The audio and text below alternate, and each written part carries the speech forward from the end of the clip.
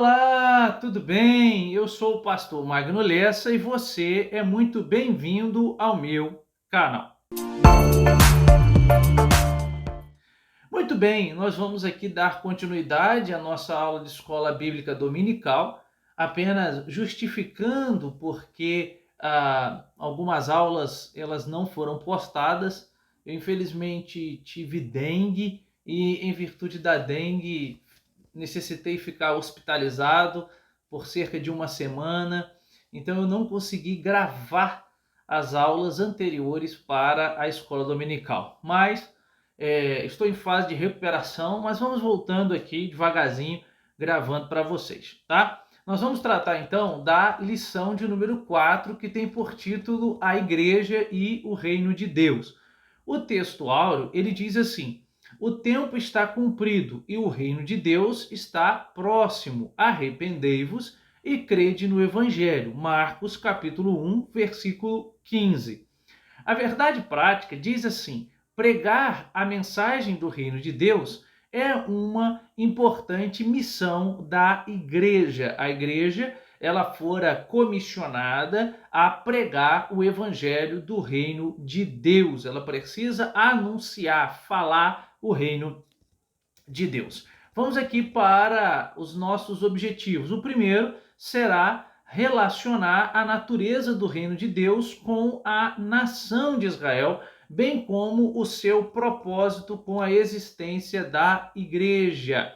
O segundo objetivo será apontar as dimensões do reino de Deus nas realidades presente e também futura. E, em último lugar, destacar a igreja como projeto de Deus e expressão do seu reino na plenitude dos tempos. Logo, a palavra-chave que vai nortear toda a nossa lição é a palavra reino, tá? Bom, vamos aqui sem delongas, sempre com a proposta da gente ser objetivo e direto ao nosso assunto, visando você que às vezes não tem tanto tempo assim para estudar o texto, uma aula que vai direcionar objetivamente. Então, a nossa introdução diz assim: a Bíblia apresenta Deus como rei, né? No Antigo Testamento, isso é muito comum, sobretudo ali nos livros poéticos. Por exemplo, Salmo 46, 7, versículo 6, e o Salmo 52, versículo 7. Então a Bíblia fala que Deus exerce o seu governo e domínio sobre tudo que existe, sobre tudo que há, visto que a Bíblia apresenta Deus como o grande monarca, o grande rei do universo. Salmo 22, versículo de número 28. E sobre o reino de Deus, a Bíblia fala-nos que ele governa soberanamente. O conceito aqui de soberania. Deus é soberano e ele governa soberanamente, tá? Então, nesta lição, apresentaremos uma compreensão do reino de Deus a partir de sua natureza e da relação que existe entre esse reino e a igreja. E nesse aspecto, nós iremos mostrar o reino dividido e a sua dimensão universal, né? E a soberania de Deus, bem como sua relação com a realidade presente e futura. E como, é claro, a igreja ela se relaciona com tudo isso. Nós vamos falar do reino divino, não do reino dividido. O reino divino e como a igreja ela se relaciona com tudo isso, tá? Estava me lembrando aqui, né, do reino dividido ali no Antigo Testamento, tá? Bom, vamos aqui para o nosso primeiro tópico, que tem por título a natureza do reino de Deus. Então, o reino de Deus, ele tem como primeira característica o fato dele ser universal. O salmista, ele diz que Deus é o rei de toda a terra. Isso aparece no Salmo de número 47, versículo 7, tá? E da mesma forma, Daniel, o profeta Daniel, ele afirma que Deus domina sobre o reino dos homens. Então, assim, Nas Escrituras, isto é, na Bíblia Sagrada, nós temos a informação que o reino de Deus, ele é abrangente, ele é universal, tá? Isso aponta para aquilo que teologicamente nós chamamos de universalidade do reino de Deus. Eu não estou falando aqui, que fique claro isso, sobre aspectos soteriológicos, tá? Não estou falando aqui da questão do universalismo, que prega que todos serão salvos. Não estou tratando de questões soteriológicas. Estou tratando aqui da questão relacionada, sobretudo, ao reino de Deus e à ação desse Deus, ok? Então, quando a gente fala do reino, a gente fala da universalidade do reino, porque o reino ele é maior do que a igreja. A igreja, ela faz parte do reino de Deus, tá? Mas o reino de Deus envolve também outros aspectos. Então, Deus é um rei universal e, como tal, na Bíblia Sagrada, Deus é apresentado como aquele que domina de maneira absoluta, soberana, sobre toda a sua criação, sobre todos os reinos, sobre todos os governos, bem como sobre todas as hostes celestiais. Não há nada maior do que Deus, não há nada que esteja acima de Deus. Então, isso implica que não há nada nem ninguém que esteja fora do domínio de Deus. Alguém disse certa vez que não existe uma parte sequer do mundo, do universo, que Deus não diga que é sua, ou seja, que Deus não declare que é sua. Isso está pressuposto a ideia aqui da soberania e do poder de Deus. Em segundo lugar, a soberania divina e os acontecimentos no mundo. Como que a gente entende isso? Deus é soberano, mas ao mesmo tempo algumas coisas acontecem no mundo e parece que essas coisas, geralmente coisas ruins, coisas más, estão prosperando no mundo. Como que a gente, enquanto cristãos, consegue conciliar isso, tá? Então, nós conseguimos observar que, embora o mundo ele siga um curso, Deus ele não perdeu nem deixou de exercer domínio sobre ele. Esse é um dos grandes pontos que a gente aprende no livro de Apocalipse. Apocalipse nos propõe que Deus é soberano e que, embora inicialmente pareça que o mal está prosperando, o mal está vencendo, na verdade, João deixa claro para nós que o vencedor é o Cordeiro. É uma forma de mostrar que Deus não perdeu o controle, que Deus ainda tem o controle nas suas mãos. E João, no Apocalipse, vai discorrer um pouco a respeito disso, tá? Então, um Deus que não tivesse o controle do universo, ele não poderia ter criado o universo, ele não seria Deus, né? Então, quando a gente pressupõe a ideia do Deus criador, a gente está pressupondo a ideia do Deus soberano. Deus não criou o universo e deixou o universo por si só. Deus não criou o universo e deixou o universo à revelia. Não, Deus criou o universo e a Bíblia propõe que Deus governa e domina sobre esse universo criado. Significa que, embora, portanto, os homens e até mesmo o diabo e seus demônios, eles tenham, como a Bíblia apresenta, permissão para agirem nesse mundo, essa permissão ela é limitada, essa ação ela é limitada, porque a Bíblia propõe que Deus está permitindo essa ação do diabo e dos seus anjos, é claro que por tempo determinado, tá? Bom, então, o terceiro lugar aqui, o terceiro subtópico, o reino de Deus, a nação de Israel e a igreja.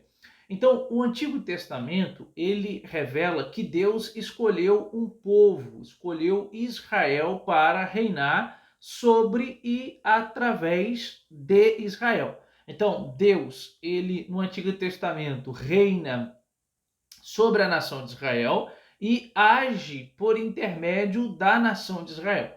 No Antigo Testamento, Israel deveria ser exemplo para outras nações. Paulo deixa isso muito claro. Israel deveria demonstrar, né, a sua relação de fidelidade pactual com Deus. E aí a Bíblia propõe que Israel falhou. A igreja, portanto, neste tempo, ela deve demonstrar ao mundo a sua relação pactual com Cristo, né, e ser exemplo para a sociedade. Então, quando Israel estava ali organizado em um regime tribal, a Bíblia diz que Deus reinava sobre a nação de Israel. É interessante a gente se perguntar como que o Antigo Testamento apresenta a relação de Deus com Israel.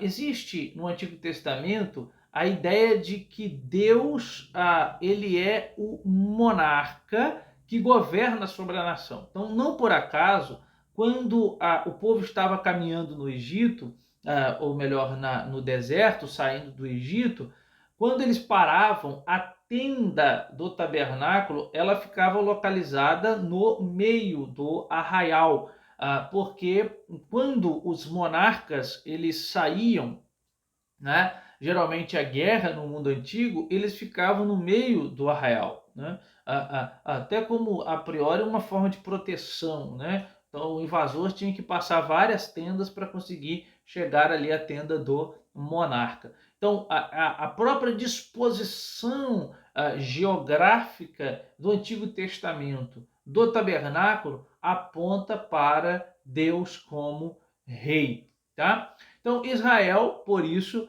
era um reino de sacerdote. A Bíblia propõe isso.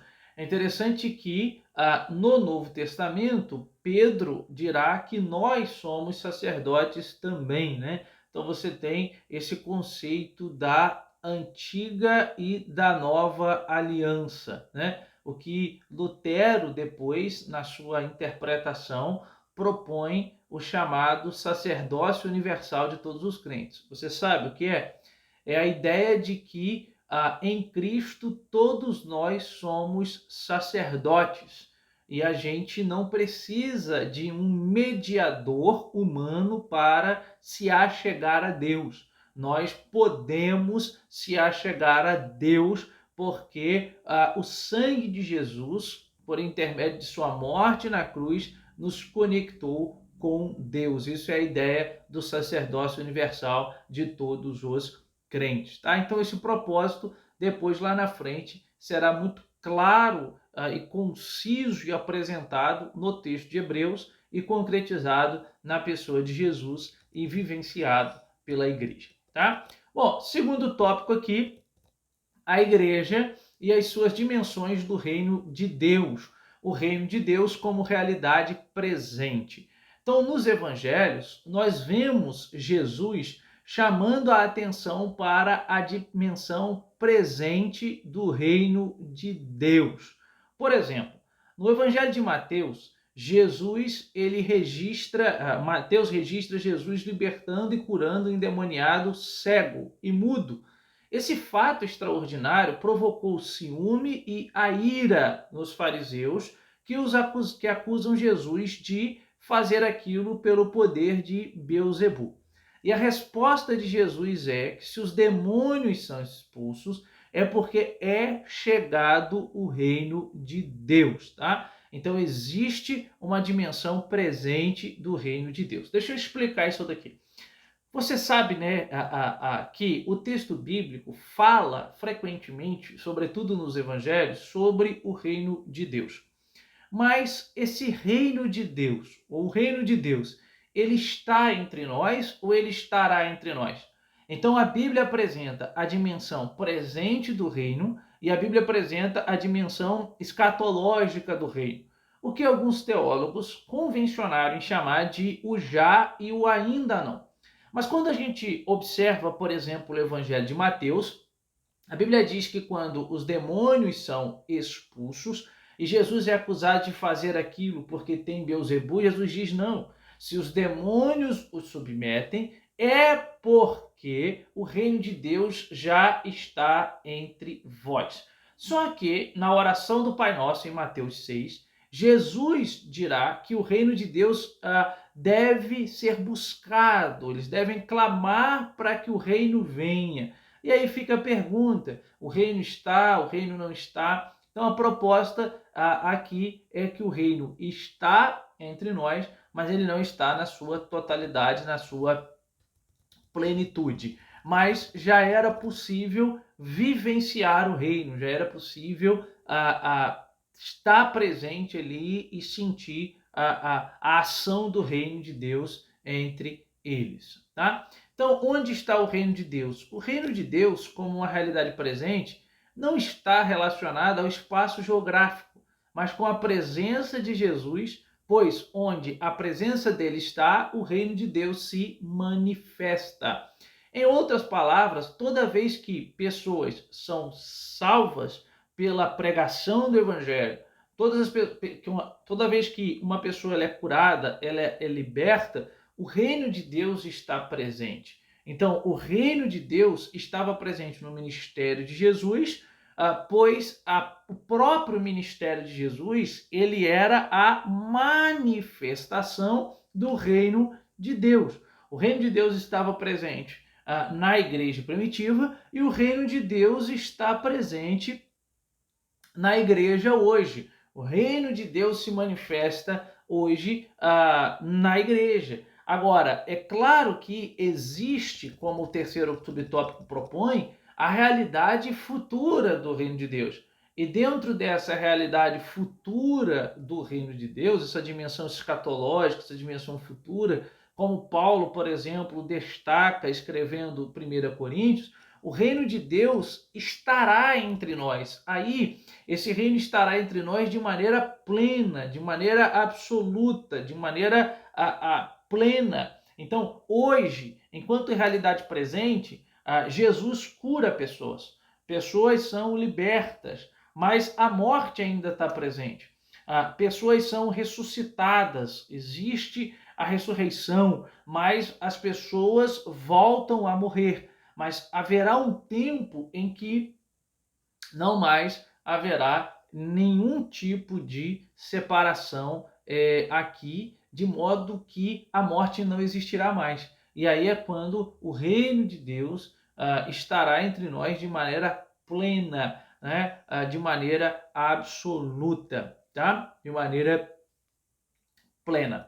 Então, o terceiro subtópico é a igreja no contexto do reino de Deus. A distinção entre a igreja e o reino de Deus. Então, deve ser destacado que a igreja ela faz parte do reino de Deus. Contudo, a igreja, como eu disse no começo dessa nossa aula, ela não é o reino de Deus em toda a sua expressão, porque a Bíblia propõe que o reino de Deus ele é mais amplo e envolve todo o povo, tanto da antiga aliança quanto da nova aliança. A igreja ela está inserida no contexto do reino, mas ela não existia no Antigo Testamento. Mas no Antigo Testamento já existiam pessoas que experimentaram o reino de Deus, tá? Então, o antigo pacto ali que Deus faz com a nação de Israel, essa nação, ela já experimenta, ela já vivencia esse reino, né? Por isso que o reino de Deus ele é maior do que a igreja. A igreja é a comunidade do reino no novo pacto. Mas o reino de Deus ele é maior do que a igreja faz parte do reino. A igreja ela é uma parte importante da expressão do reino de Deus na terra. Tá? Então, a gente pode já, e a gente precisa usufruir disso, experimentar o reino. A gente pode já alegremente, de maneira graciosa, experimentar o reino. O reino de Deus é a manifestação da graça de Deus. O reino de Deus é a manifestação da graça de Deus, né? Então, a graça de Deus, ela é manifesta no reino de Deus, tá? Bom, segundo subtópico, a expressão, a igreja expressa o reino de Deus. Então, a igreja foi idealizada e projetada por Deus para ser a expressão do seu reino na plenitude dos tempos. Paulo usa essa expressão em Gálatas e em Efésios, com a finalidade de nos mostrar que Jesus nasceu no momento certo. Jesus nasceu no tempo certo. Ele nasceu na plenitude dos tempos, como se, de alguma maneira, tudo estivesse sendo preparado para o nascimento do Messias, o nascimento de Cristo, tá? Bom, isso fica muito claro ali como Paulo desenvolve. Então, ela não é um improviso, a igreja não é um improviso, nem um remendo que ele fez na história da salvação. Nós já estudamos, isso apareceu na primeira aula, que a igreja foi projetada pelo próprio Deus. É por isso que a Bíblia apresenta a igreja como a eleita. Efésios, 1 Pedro apresenta a igreja como eleita, tá? Então isso significa que debaixo da nova aliança e do novo pacto, Deus deu à igreja a missão de fazer conhecido o seu plano e projeto de salvação para a humanidade. Logo, a igreja é a representante de Deus na terra. A igreja é aquela que anuncia as boas novas. Então, nós vemos João Batista anunciando a primeira vinda do Messias e agora a igreja é aquela que anuncia a próxima vinda de Jesus, tá? Então, Deus incumbiu a igreja disso. E é por intermédio da igreja que as insondáveis riquezas de Cristo tornam-se conhecidas às pessoas. Então, compete àqueles que fazem parte da igreja, fazem parte da comunidade, falar o evangelho e apresentar as riquezas do evangelho para outras pessoas. Então, por meio da igreja, que o reino de Deus, ele é conhecido na terra, tá? E, em último lugar, a igreja e a mensagem do reino de Deus. Então, pregar o reino de Deus, anunciar o reino de Deus é a importante missão que a igreja recebeu. A igreja, ela recebe a missão de testemunhar esse reino.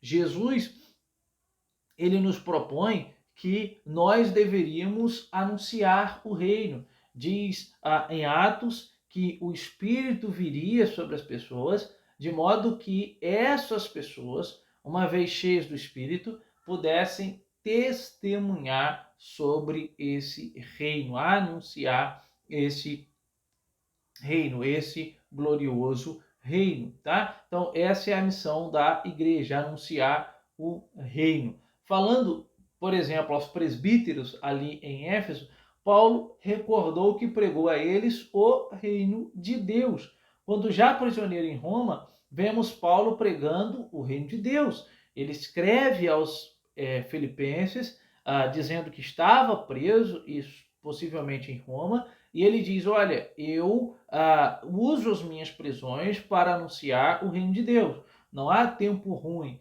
Todo momento ele é oportuno, né? É Deus me oportunizando pregar o reino de Deus. Os novos convertidos na fé eram conscientizados da realidade do reino de Deus. Então, o reino de Deus é apresentado às pessoas como uma mensagem de esperança. Pregar a mensagem do reino de Deus é a missão da igreja. E essa missão, ela só é executada quando a igreja local possui com clareza a visão do reino de Deus. Quando esse entendimento não é claro, então a igreja local acaba saindo da sua rota enveredando por outros caminhos que a distanciam de sua missão, tá? Bom, então para a gente aqui concluir a nossa lição, precisamos deixar claro que nesta lição nós aprendemos um pouco sobre o reino de Deus. Como disse alguém, a igreja não é idêntica ao reino de Deus, mas é a maior parte dele, né? Então a igreja é um instrumento que Deus deixou autorizado para pregar, para anunciar, para falar, para verbalizar, para dizer, para representar o reino de Deus. Nós fomos feitos embaixadores desse reino. O que o embaixador faz? Ele representa o seu país em um outro país, né? O que rege a conduta do embaixador é as leis de seu país. Então, a Bíblia nos propõe que nós somos embaixadores deste reino aqui na Terra. Então, nós devemos anunciar o reino de Deus na sua essência. Tá bom? Muito bem, eu espero que você tenha gostado da nossa aula. Lembrando, sempre objetivo, direta. Espero também que tenha te ajudado de alguma maneira e o meu desejo é aqui continuar gravando para o YouTube, né? Agradeço a todos que oraram por mim, né? E peço a Deus que nos dê graça e nos dê força para continuar seguindo em frente. Um grande abraço a todos e até a nossa próxima aula.